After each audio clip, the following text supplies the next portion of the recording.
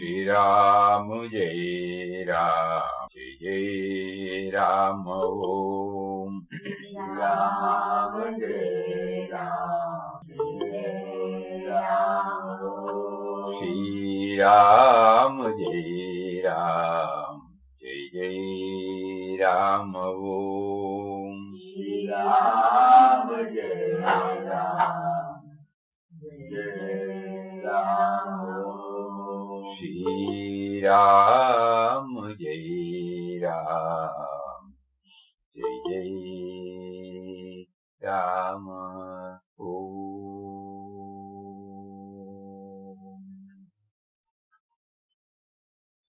Om Shri Ram Jai Ram Jai Jai Ram. Hari Om to everybody. At the feet of God, page number 25.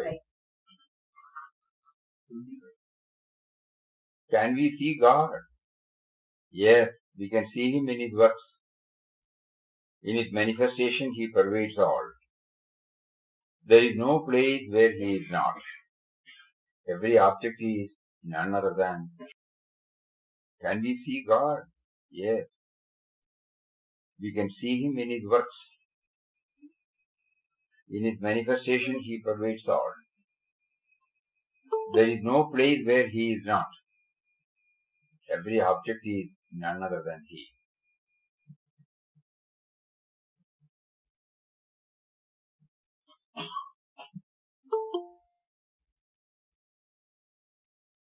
Some effort has to be made from our end, to know this, to actualize this.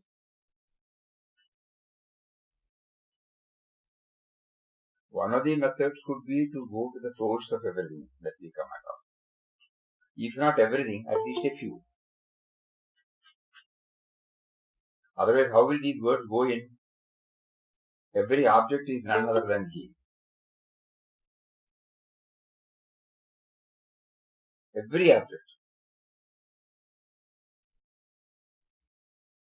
So during our Manana period, unless and until we try to bring all these and then try to handle everything with a touch of love,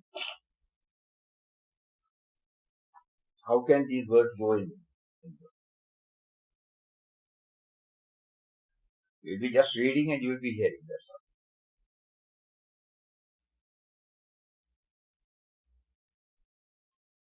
So we are asking again, you are prompting again, you are telling us again that you are available in everybody. You tell me some method by which I can understand.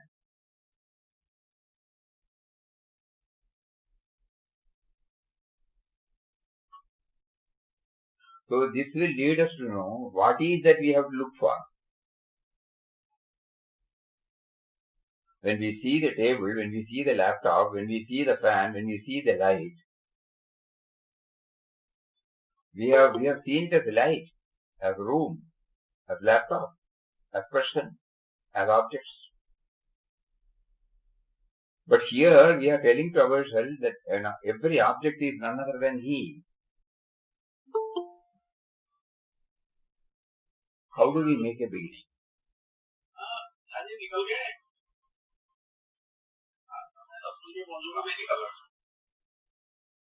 And unless we make a beginning, these words have no significance in us. Each one has to think, how to. It is very easy to say that. When we heard Mataji telling, this is Papa, this is Papa, this is Papa, this is Papa. When Pujya Swamiji wrote in his last book, God Guides, that he used to feel, this is consciousness, this is consciousness, this is God, this is God. We are simply reading it, that's all. We never checked up how to make it a reality in our life.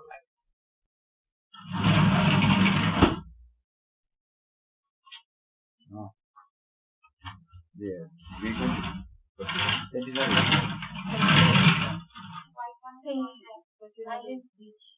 not that he wanted the white square.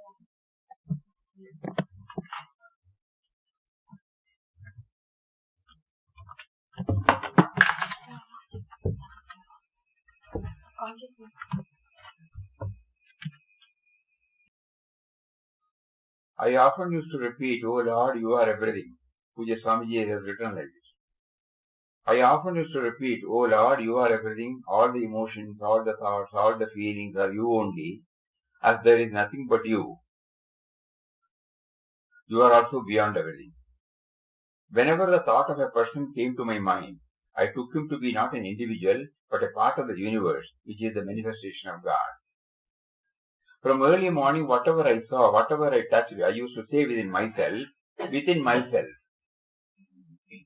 this is also your form, O Lord. Everything was identified with God. When I drink anything, I look upon that liquid as God Himself.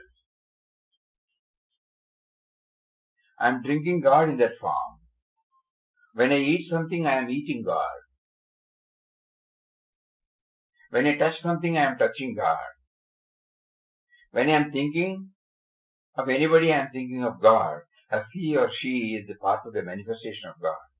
Thus I live, move, and have my being in God, although I am yet to get established in that all the time. So similarly, Swamiji tried, he was trying in his own way.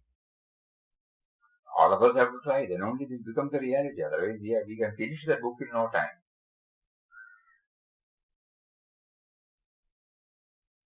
He goes to the roots. I often used to repeat, "Oh Lord, you are everything. All the emotions, all the thoughts, all the feelings are you only. As there is nothing but you, you are also beyond everything." Whenever the thought of a person came to my mind, I took him to be not an individual but a part of the universe, which is the manifestation of God. From early morning, whatever I saw, whatever I touched, I used to say, "This is also your form, O Lord." Attachment is affection given to a particular individual, limiting to the body and not taking a purpose. When I drink anything, I look upon that liquid as God Himself. When I drink anything, I look upon that liquid as God Himself. When I eat something, I am eating God. When I touch something, I am touching God. When I am thinking of anybody, I am thinking of God, as he or she is a part of the manifestation of God. Thus I live, move, and have my being in God, although I am yet to be established in it all the time. So this is the effort He has revealed. Otherwise, how will we know now? Can we see God? Yes, we can see Him in His works. In His manifestation, He pervades all. There is no place where He is not. Every object is none other than He. So the problem we are facing is that we can't see a common thing. When we are in a position to see a common thing in the manifestation, first we have to be told what is the common thing, and then we look for it, and then we may be. Here we have been told all are forms of God. That is the common thing, common denominator. But unless and until we have some idea about the word God, we will not be able to stretch it to the object of question. So probably our struggle is lack of clarity on the concept of God. Each one has to check up and find out. You see, when you open your eyes, you see the different manifestations. Here Papa in his talk with mother, the mother reveals that everything is a form of God.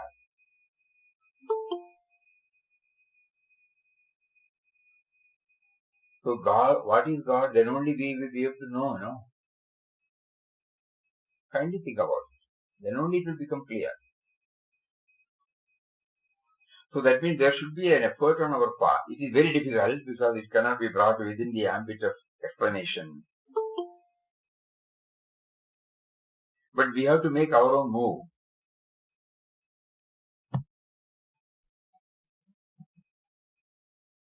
Yesterday is the existence, knowledge, bliss.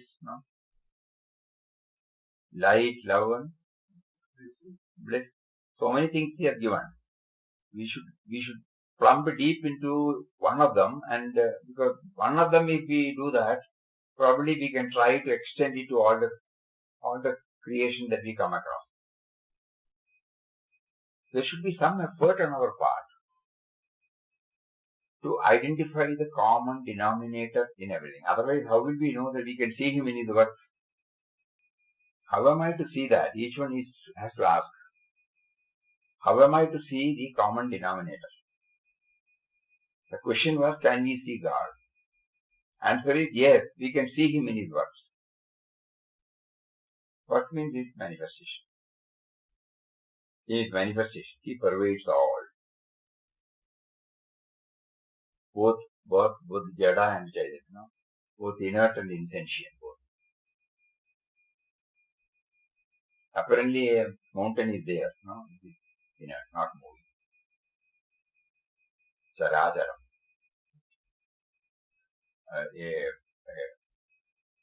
Invocation is there dedicated to Lord Krishna. No? Vishnu Rakshatu Mam Charachara Guru.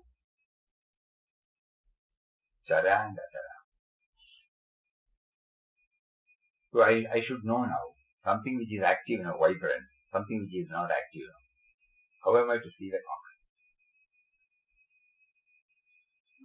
Any explanation is intellectual. What happens to me when I look at a tile, when I look at a stone, when I look at a mountain? What happens when something is moving? No? That alone can give us the answer.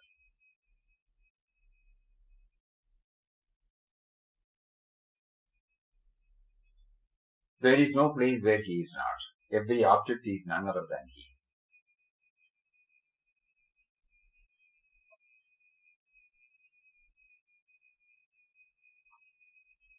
Unless we withdraw ourselves totally, how do we can get an answer for this?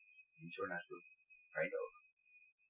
The mind should not go anywhere. Then only the moment it tries to enter and pumping deep, it is pulled out. The knowable world pulls it out. We are trying to see the common factor in everything. Biggest, toughest challenge, agreed. So at least we should make some effort, It is not that easy. It is certainly not that. The next thing we are going to read only, it becomes academical. If God is one, why does he appear in different names and forms? Giving me all sorts of confusion. I am trying to see something that is common. At least in human beings, suppose we decide first. Because human beings have got same organs, same setup, infrastructure is there. Many things are common. See, all the 5 sense organs are working. At least some effort can be made. If I touch fire, I get burnt. You touch fire, you will also get burnt. Like that, When you feel thirsty, you have to drink water. When I feel thirsty, I have to drink water. When I feel hungry, I have to eat food. When you feel hungry, you have to eat food. Slowly we will try to analyze, And then what is it that separates me from? Breathing, yeah. Blood circulation, yes. Hair growing, nail growing, yes. So many things are common. But still we are separate. So the explanation he gives is, the one has appeared as many for the working out of his Leela, which we cannot understand now. That is his play. We have to believe the word. Why did he do that? We cannot explain. Here, a few lines from Vinobaji. You must have heard it, but again, it might throw some light now. The Lord revealed the secret of the structure of his world, which creates illusions.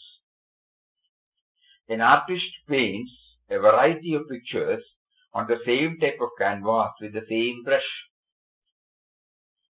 A sitarist creates different ragas out of the same 7 notes. In literature, a variety of thoughts, ideas and feelings are expressed through the letters of the alphabet. Same is the case with the creation. We find in it innumerable objects and propensities, but all of them are products of only 2 things, the eternal self and the eightfold Prakriti. The anger of the angry man, the love of the lover, the agony of the sufferer, the happiness of the happy one, the drowsiness of the idler, the activity of the industrious man, all these are manifestations of one and the same cosmic energy. These different emotions and urges, often contrary to each other, spring from the same source. As the cosmic energy within is one and the same in all, the outer bodily cover of all is also the same in nature. The Lord is telling at the very outset that the self, full of consciousness, and the insentient Prakriti are the twin souls from which all the creation has come into being.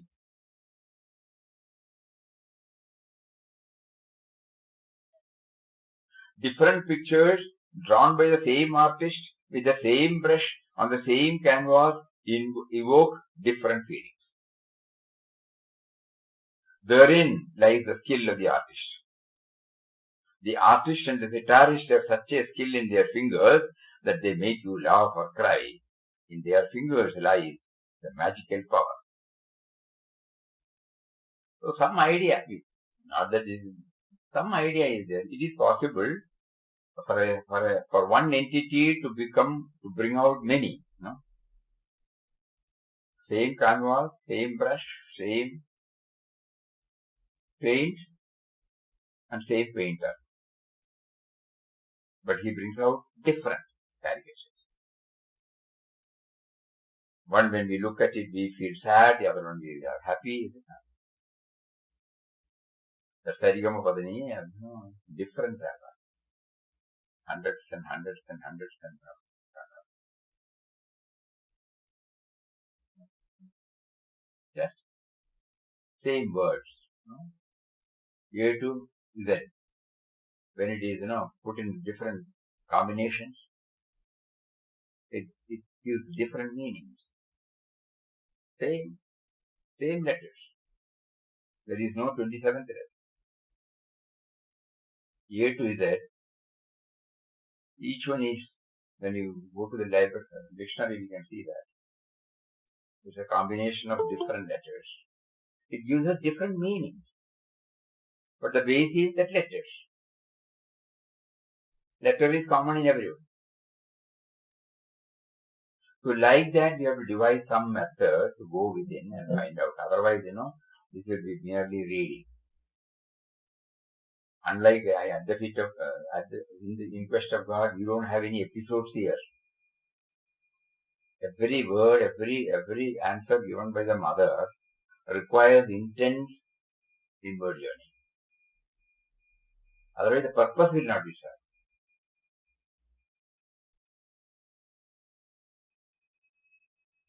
Having taken us through the 37 chapters and then the outpourings and then a few poems, Papa feels he has prepared ourselves to go inward now. If we have not prepared ourselves, we cannot blame Papa. The surrender aspect was then.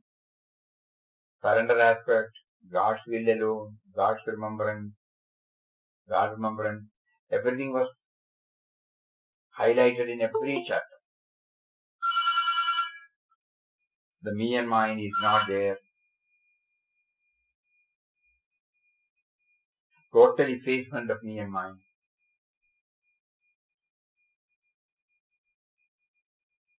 So unless we prepare ourselves, just imagine what is the purpose of reading these lines. So we have to make some effort on our part. before we enter into the three gunas. Because this much we have to be, there should be something on which we should be trying to see the, what you call, some common denominator. When we refer to, somebody from the Purashrama of Papa, or senior devotees used to tell us, he is Papa's sister, son's wife, like that. Papa is a common denominator.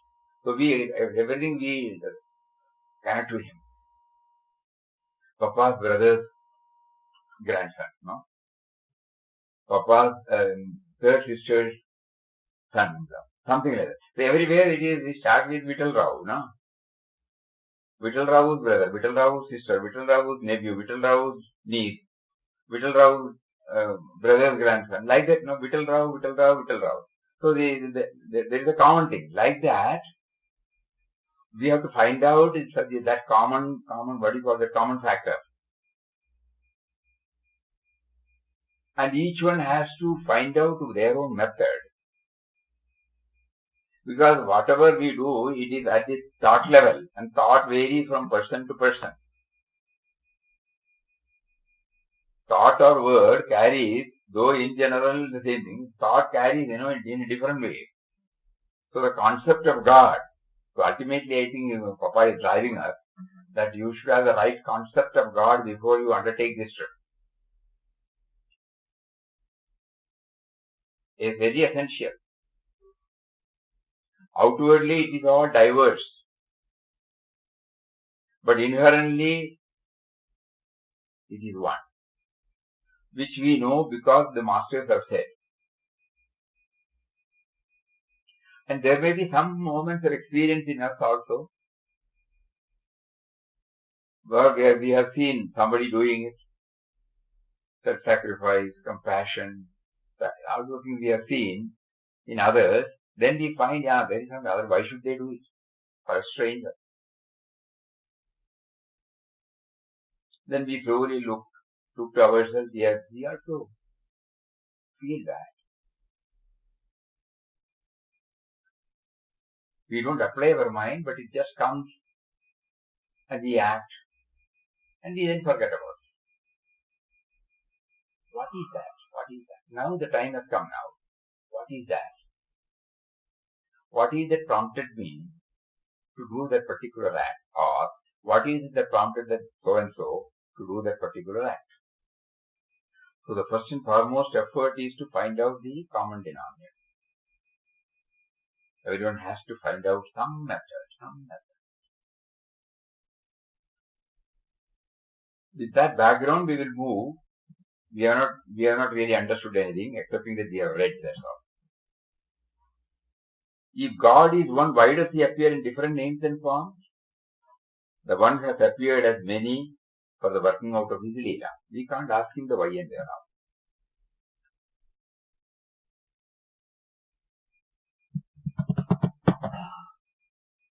What underlies the appearance of many? The qualities, Sattva, Rajas and Tamas. The objects appear different accordingly as any one of these qualities is predominant in it. That is why we are unable to see the common denominator. Because these three gunas,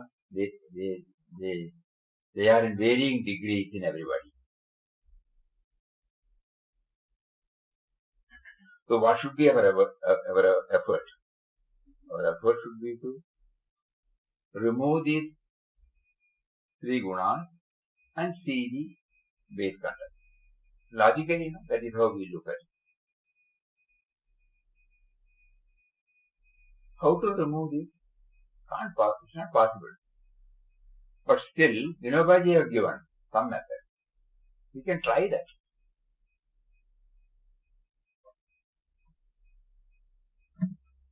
Unless we try some method, this is one of the methods, or probably by dwelling on these methods, we may devise our own method, suitable to our nature. What are his methods?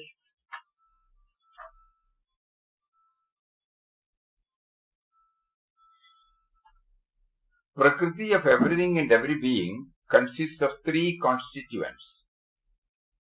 Just as in Ayurveda, nature is divided in three categories: Kapha, Pitta and Vata. Prakriti has three gunas: Sattva, Rajas and Tamas. All things comprise of these three qualities, the difference being only in their proportion. Only when we separate the self, capital F, from all of them, could we succeed in separating it from the body. To examine these gunas and to conquer them is the way to separate the self from the body.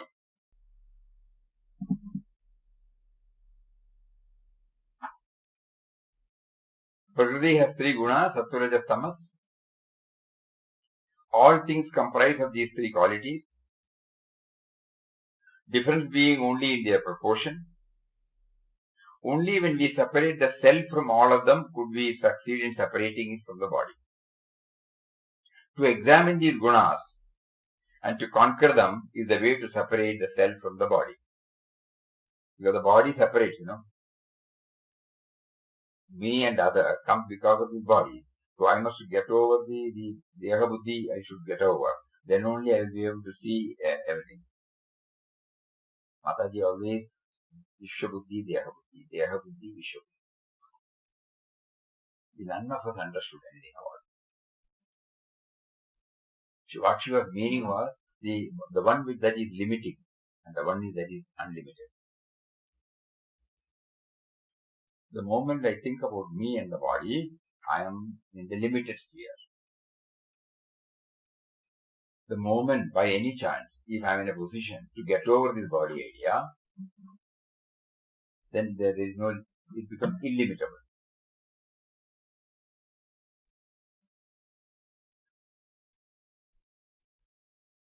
That is why Papa said the sense of otherness sets the limited to the illimitable. So, with how to conquer the toughest journey. With restraint and firmness, we have to go on subduing and conquering them one by one and reach the final destination. First, he takes about tamas from this back. We are observing its terrible consequence in the present social situation. Its main consequence is laziness, which in turn gives rise to sleep and blunders. Only if we overcome all the three things, we may take it that we have conquered tamas. Among them, laziness is extremely dreadful. It ruins the best among men. It is an enemy which destroys the peace and happiness in the society. It spoils everyone, from child to the old man. It spares no one. It always lies in wait to pounce on us and strikes us at the slightest opportunity. Suppose I want to do something, tomorrow we can do it now. Lethargy. A little more food induces us to lie down. A little more sleep makes us dull. Everything is in vain until this laziness is over. But strangely, we look forward to idleness. We want to earn as much as possible in as little time so that we could relax later. The idea is to earn a lot to provide for idleness later. How practical, na? We believe that we must get rest in old age. But this is an erroneous idea. If we lead our life in the right way, we shall be able to work even in an old age. Because of our experience, still we seek rest at that time.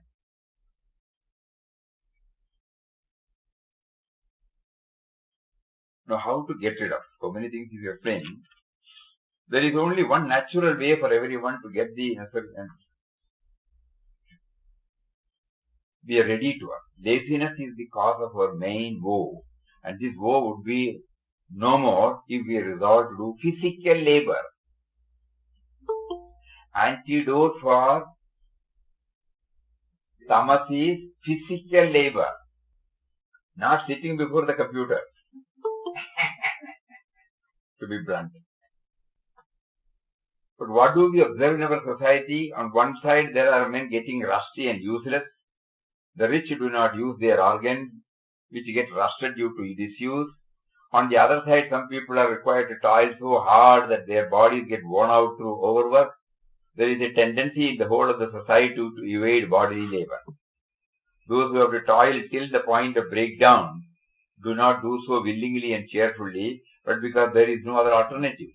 Clever people devise all sorts of excuses to avoid physical labor.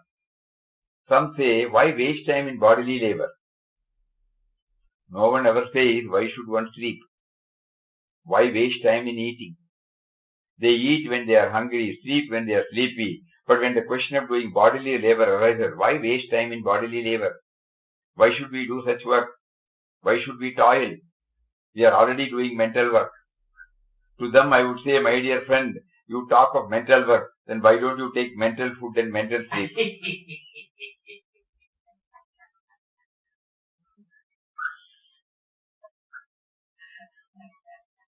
Then just now one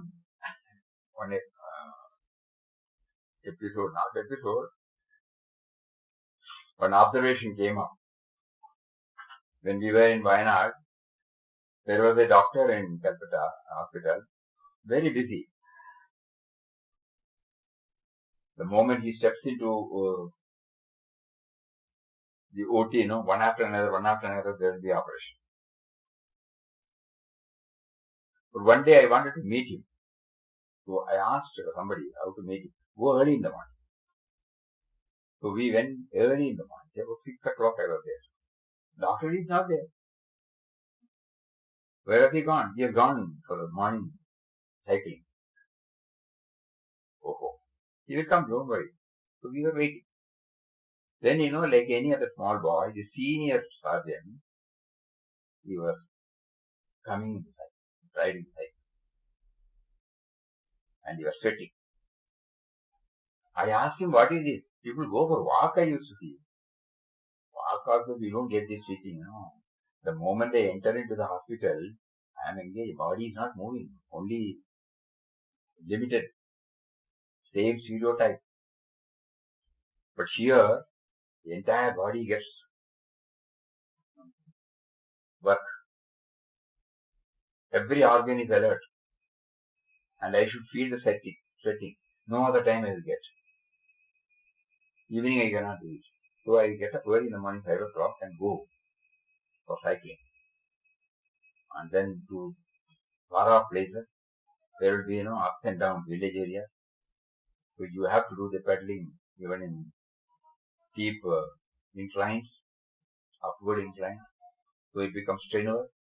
He says that, and he is always the same figure, No question of getting the fat on his body. I was remembering now what he says about his bodily labor. Something we have to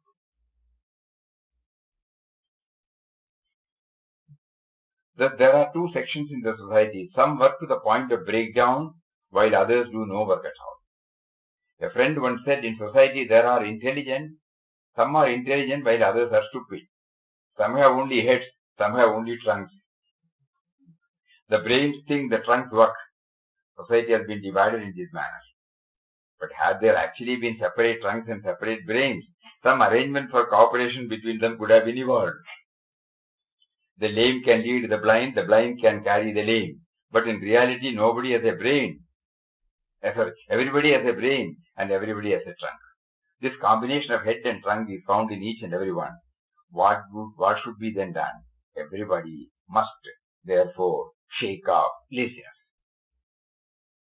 To shake off laziness, one must do physical labor. It is the only way to conquer laziness.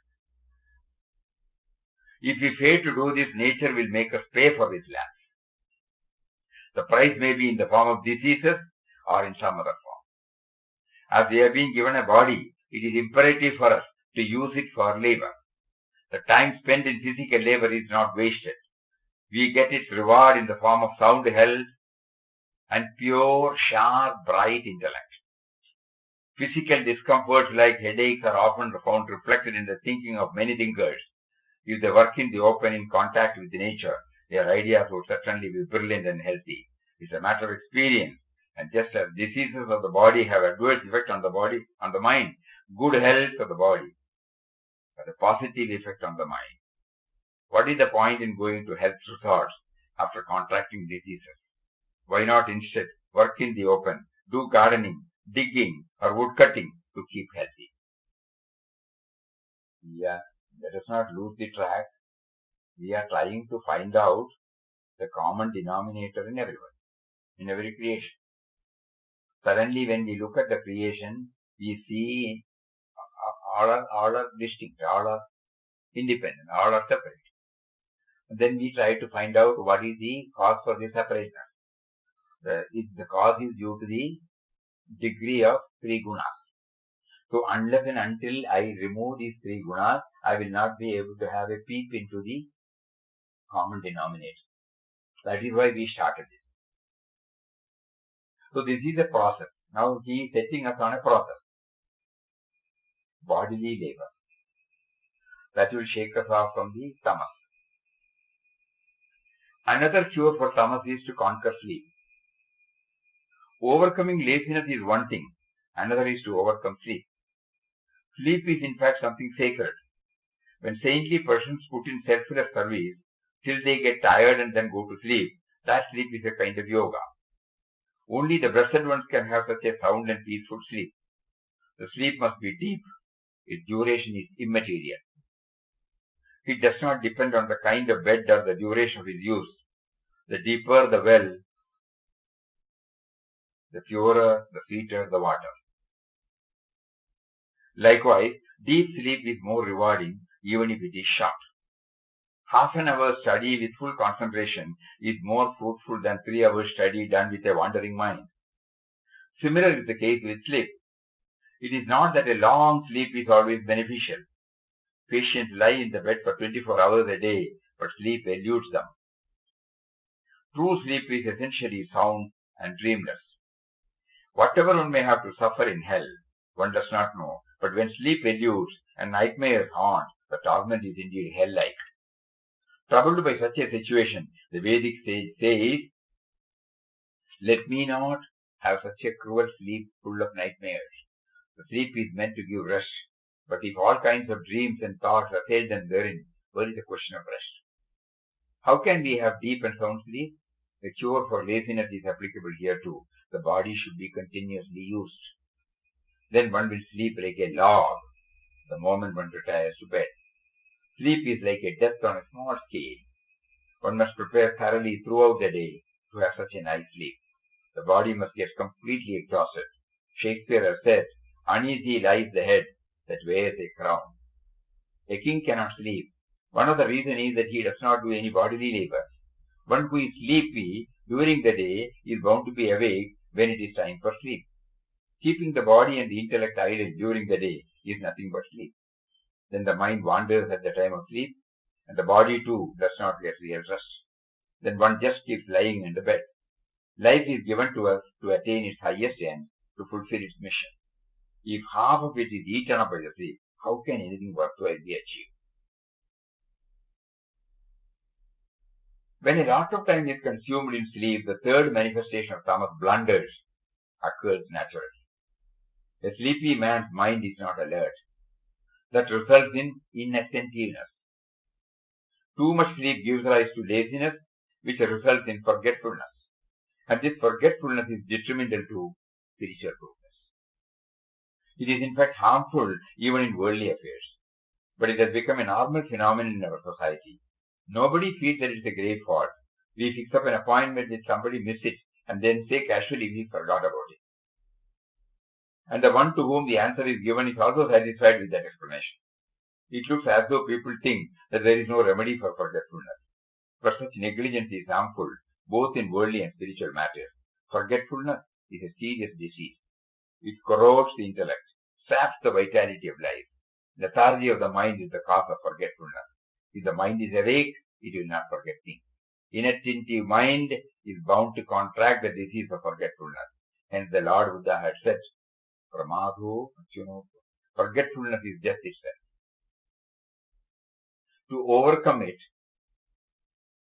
one must conquer laziness and sleep, do physical work, be ever alert. Whatever you do it after deliberation. Nothing should be done casually, impulsively. Thinking should precede as well as follow action. Thinking should precede and follow any action. If such a habit is ignored, the Lord in the form of reason should be present in all the stages of an action. If such a habit is ingrained, the disease of inattention will be cured. The whole of the time at our disposal should be carefully planned. One should keep an account of every moment. Laziness will not then get any opportunity to penetrate one's life. Effort should thus be made to conquer tamas in all its forms.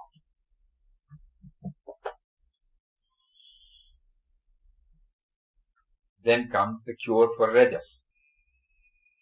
Every day we all chant the mantras, We are prostrating before that Almighty Lord of the who is beyond all these gunas. Bhavatitam gunatitam, We have not applied our mind so seriously on this. When Vinobaji draws our attention, it is not for simply reading that I have put it there. Now you start analyzing. People who are working, who are having this white-collar job, the office work. Early morning they have to go, night they come back. Where do they get time for this? You have to find time. That is why in every metropolitan region, every town, every city, every part of the city, you have got park. Early morning when we go, we see people coming there. So many people are doing so many exercises, running, walking,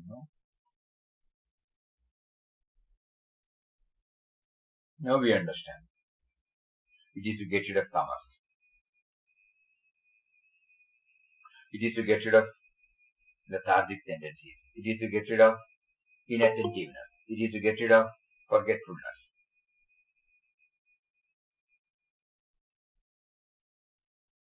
It is to sharpen our intellect. It is to keep us free from disease. So that is why the sedentary job, those who are sitting in the table for a long time,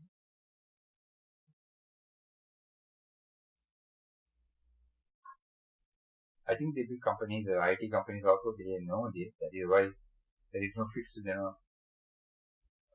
timing. When you go there, everything will be there inside. You just go prepare a tea, drink, wash, keep it there, come back. So many things. Not like a machine to sit. Everybody has become aware of this. And those who are working in suburban areas or urban areas, village areas, they tend to have bodily labor, farming, so many things. In their terrace, they can have a small vegetable garden. So, how will I do that, Inattentiveness. That means the mind is not sharp enough to penetrate into all the manifestation and see the common denominator. So we are trying to make the equipment fit enough to penetrate into every object he makes us to see, and then try to see the common denominator. This should be very clear in our mind. Let us not go away from it, but when we hear all these explanations, it is purely for us to develop a system by which we are trying to penetrate into all objects, all persons, to find out the common denominator. Thereafter, we should turn to the rajas. Rajas too is a terrible foe. It is the other side of tamas. In fact, Rajas and Tamas should be considered interchangeable terms. After resting for long, the body feels like doing something, and after too much activity, it seeks rest. Thus, Rajas follows Tamas and vice versa. Wherever one of them is there, the other is invariably present. Like bread in the oven with the flames below and the embers above, man is caught between Rajas and Tamas. They toss him towards each other and together ruin him. His life is spent in getting kicked around by Rajas and Tamas like a football. The main characteristic of Rajas is the itch and ambition to engage in all sorts of activities. There is an intense desire to do daring deeds. Rajas gives rise to limitless hunger for and attachment to action. Then it becomes impossible to withstand the onslaught of desires and passions. Man wants to do something or the other. He feels an urge to move mountains, to fill up lakes and create new ones in the desert. He wants to dig a Suez Canal here, a Panama Canal there. He is completely seized with such wild ideas. There is no thought except that of doing this or that. A child takes a piece of cloth, cuts it up and tries to make something out of its piece. Activities impelled by Rajas are of the same kind. Man is then never satisfied with what exists and wants to interfere with everything. He sees a bird, wants to fly, makes aeroplanes. He sees a fish, wants to live like in the water, makes submarines. Thus, in spite of being a human being, he feels a sense of achievement in emulating the birds and the fish. Although residing in a human body, he yearns to enter into the bodies of other beings to have different experiences. Some even want to go to Mars. The mind is thus never at rest. It wanders all the time. A multitude of desires possess man like an evil spirit. He wants change, activity, excitement. He is not satisfied letting things alone. He feels that if the things remain in their places in spite of him, it is an affront to him. A wrestler cannot contain the energy within him, bangs anything which comes to his way without rhyme or reason. Rajas is always gushing forth, driving man to do this or that. It makes man dig there, bring out stones, which he then calls as diamonds. It makes him dive deep into the sea, bring out rubbish, when he then calls as pearls. He then pierces holes through them, and through his own nose and ears as well, so that there could be worn there. Why does a man do all this? All this is under the influence of Rajas. Another effect of the Rajas is the loss of stability and patience. Rajas wants immediate results. A slight obstruction therefore makes man give up the activity. Under the influence of Rajas, man starts new projects endlessly, leaving earlier projects incomplete. He is thus always vacillating between different activities. As a result, nothing concrete is achieved. A Rajas activity is invariably marked with fickleness, wavering, lack of firmness. A man with Rajas is like a child who sows a seed and impatiently digs after a few minutes to find out whether it has sprouted. He is impatient to have anything quickly and lacks restraint. He does not know how to plant his feet firmly on the ground. Having done some work at a place and earned some recognition, he wants to go to another place, seeking recognition there. Rather than doing concrete work steadily at one place, he prefers hopping from place to place in the pursuit of name and fame. His mind is fixed on that only. This lands him in a terrible condition. Under the influence of Rajas, man intrudes into all sorts of activities. He forgets his Swadharma. In fact, performance of Swadharma implies giving up all the other activities. Karma Yoga, as enjoined by the Gita, is the cure for Rajas. Everything in Rajas is unsteady and fickle. If the water falling on the mountain top runs down in different directions, all of it disappears eventually. But if it flows down in a single stream, it becomes a river, gathers strength, benefits all. Similarly, if a man concentrates all his energy and applies it to a single task in an orderly manner, instead of frittering it away in a variety of activities, it will prove fruitful. That is why pursuit of Swadharma is important. Swadharma means, we can understand it as our duty. One should therefore always reflect upon one's Swadharma devote all the energies to it. The mind should never be drawn to anything else. Karma Yoga does not mean excessive or stupendous work. Karma Yoga is not about how much you work. Karma Yoga or the Gita is something quite different. The distinctive feature of Karma Yoga is the performance of Swadharma, which is in tune with our nature and which comes to us naturally, inescapably, without any attention to the fruit, and progressive purification of the mind thereby. Otherwise, activities are continually going on in the world. Karma Yoga means doing everything with a particular frame of mind. Sowing seeds in the field is not the same as throwing them here and there. There is a world of difference between these two actions. We know that we gain by sowing seeds. We know what we gain by sowing seeds and what we lose by throwing them. Karma that the Gita prescribes is like sowing the seeds. So how to determine that? The only reply to this question that is natural. It comes naturally to everyone. The very idea of going in search of this is strange.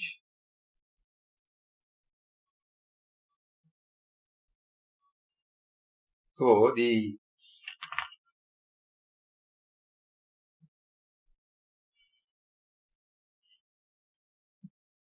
holding on to one's Swadharma, not poking into all sorts of activities.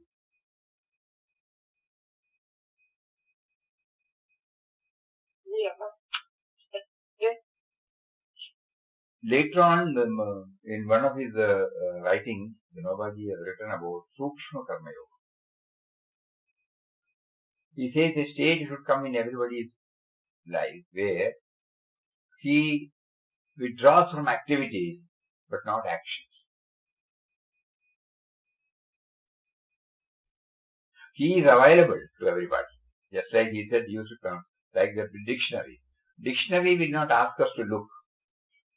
If we want, we go to the dictionary, dictionary provides the answers. So everyone after a certain age, he says, I think he took the decision in 75th year or 76th year. It is high time. He calls it, he has coined a new word, Sukshma Karma Yoga. Not at the gross level, but at the subtle level. All these are possible only if Rajas is controlled. Otherwise, even after retirement, even after superannuation, we will be working.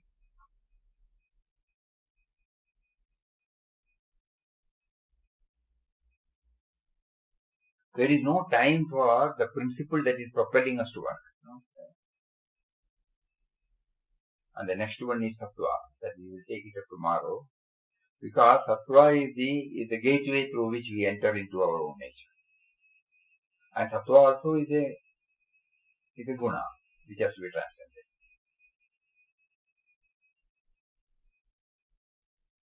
He says he should not be a guest. He should be a part of the household. That means I should not become proud, Sattva is okay. But the difficulty is the moment you become sattvic, when somebody points out, immediately you become non-sattvic. In the sense, you become aware of this. Finished.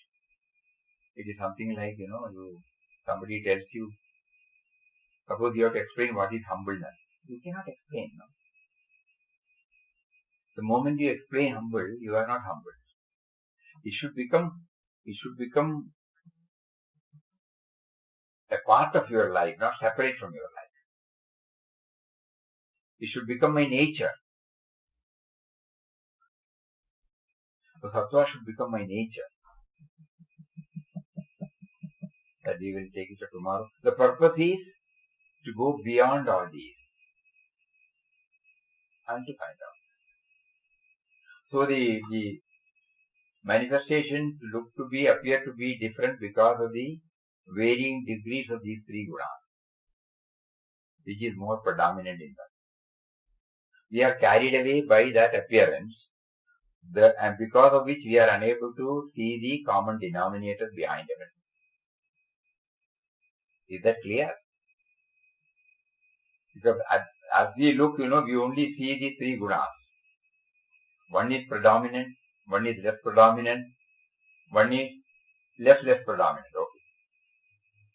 So then we are only concentrating on that. With the result, we are unable to see that one which is the base of it. So now an effort is made. The Divine Mother says, you have to go beyond the gunas, then you will see him. The objects appear differently accordingly as any one of these qualities are predominant. What relation do these qualities bear to a complete resignation to the will of God?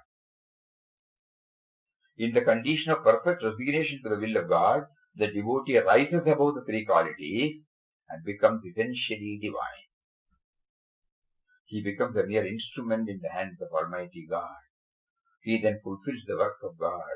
He is made to exist only for that purpose. So that is how we are now slowly led. Why we are trying to go beyond the boundaries of guna is to see the ways. In a colony, when we go, we see different types of buildings, We are enamored. We are attracted by those different forms. We hardly think about the Mother Earth which supports. We can see the earth only when we remove the building from the mind. Not physically remove. You remove the building from the mind. Where from it has come, you go to that. So the common denominator is the earth, the site. Appearances are different forms of architecture. And we are enamored by it. That is why we say that house, this house, this house, that house. So now, Papa, through that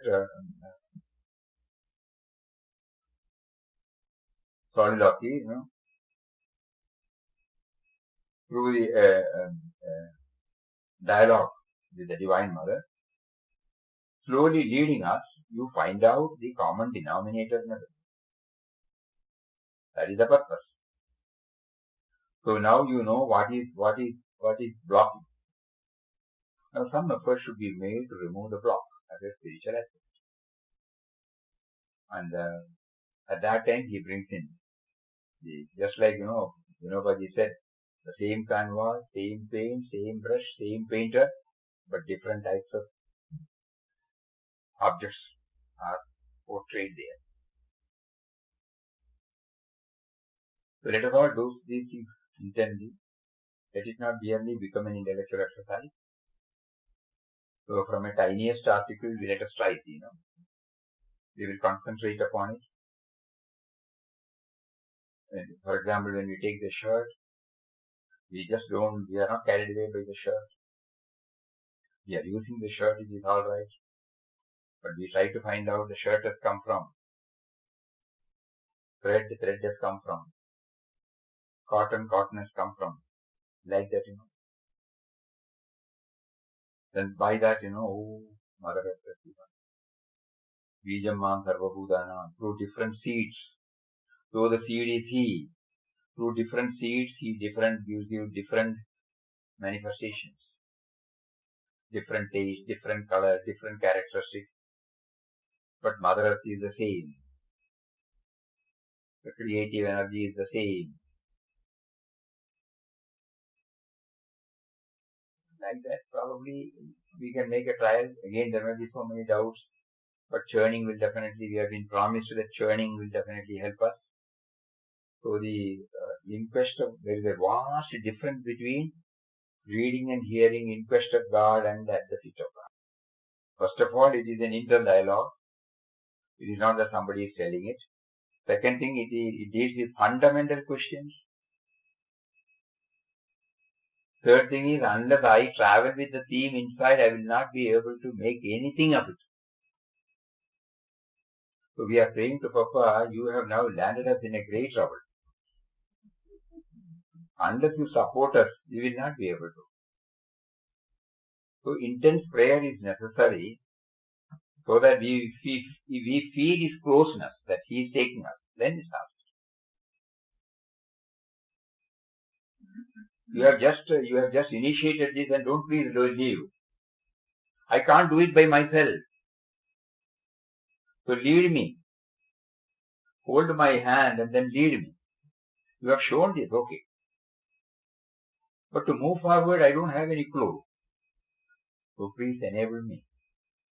So make me aware of your nearness. And then lead me, please. This is the only way we can do. And when it comes, mysteriously, just like he has arranged this session, just like he prompted us to take up this book, just like he is now referring to so many side books, he will take us to the goal. But from our part, what is more required is not hearing, not reading, but to feel his presence and travel it. Hari Om. Om Shri Ram, Jai Ram, Jai Jai Ram. Om Shri Ram, Jai Ram, Jai Jai Ram.